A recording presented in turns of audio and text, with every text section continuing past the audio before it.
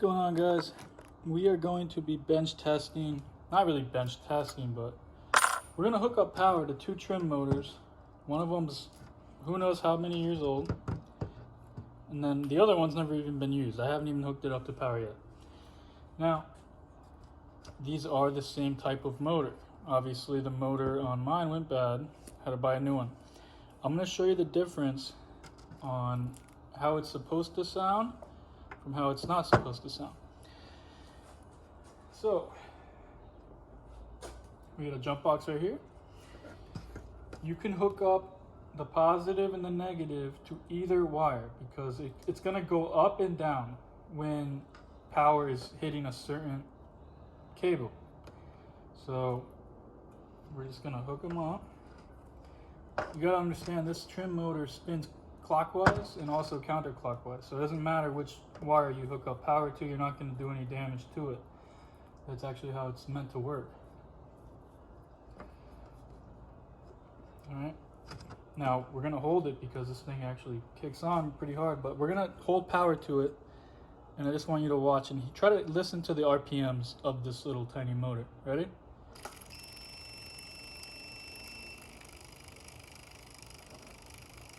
Alright. It still works. It still spins. Right? We're going to get this one out of here. We're going to pull up the new one, which is actually zip tied. But it's okay because we don't really need to cut it. And we're going to hook up power to the brand new one. Now I want you to listen to the difference of RPM. Ready? Look at that. That's how it should sound. That's how fast it should be going. Now we're going to switch the leads here to go the opposite way on the new motor, just to show you it's going to be that fast on both ways. Ready? See?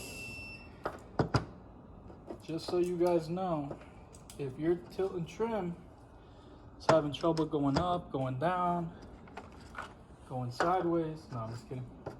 We're gonna hook up this one again, and we're gonna actually switch these, because I know this motor particularly, it goes up good, but it doesn't go down good.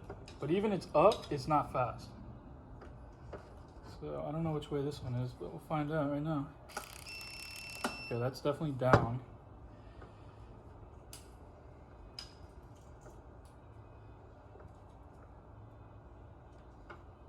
So you switch the leads. This is going to turn the opposite way, and this is the one that actually it goes pretty fast, but it's not nowhere near as fast as the new one. Ready? Oh, maybe not. Did I not do that?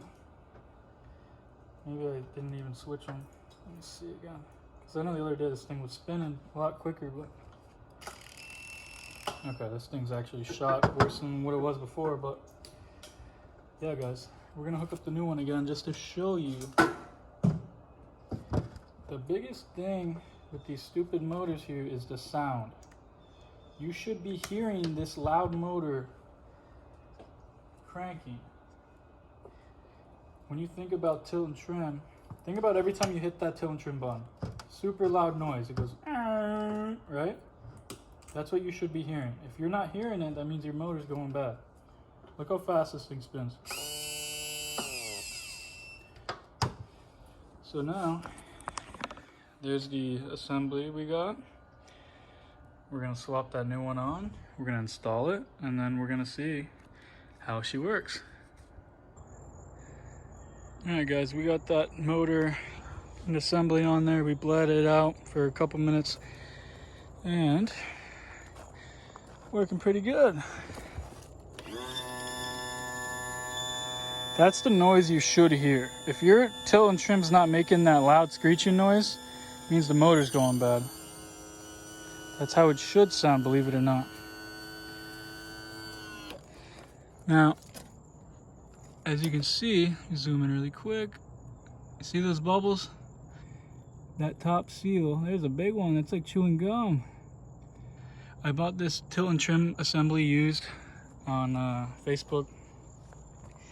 So we are gonna have to change that seal. It is leaking quite a bit, and we can use it like this, no problem, but over time it's gonna start leaking too much, and then, you know, we're gonna have to constantly bleed this thing just to use the tilt and trim.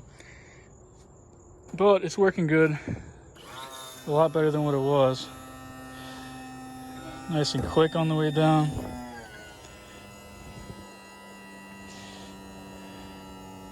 But we are going to change that top seal.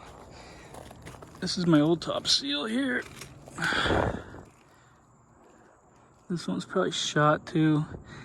The problem with these things is when the motor goes bad, if you're using it in salt water, you go take those stainless steel bolts out and they break. And me personally, I didn't want to deal with having to tap it, to drill it and then tap it. So I just decided, screw it. We're gonna buy a new, or I guess a used assembly. So I'm not gonna use that seal just because I already know that one's probably bad as well, because this old one was leaking too.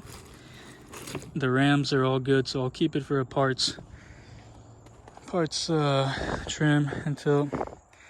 But this thing's working good. I can finally take my boat out again.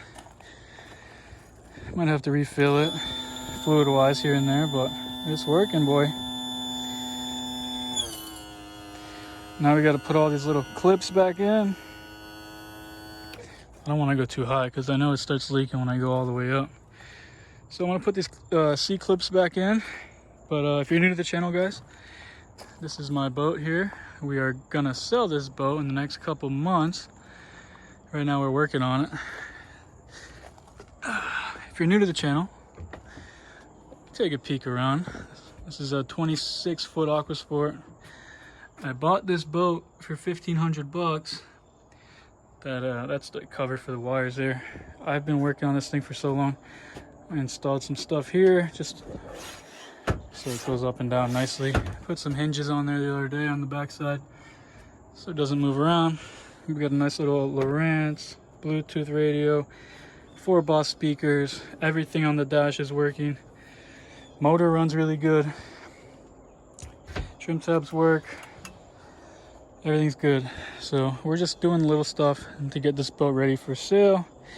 We are going to use it here and there for the next couple months, but it is going to be for sale. So guys, if you're new to the channel, hit that subscribe button. I just want to double check this side's working. Okay, awesome.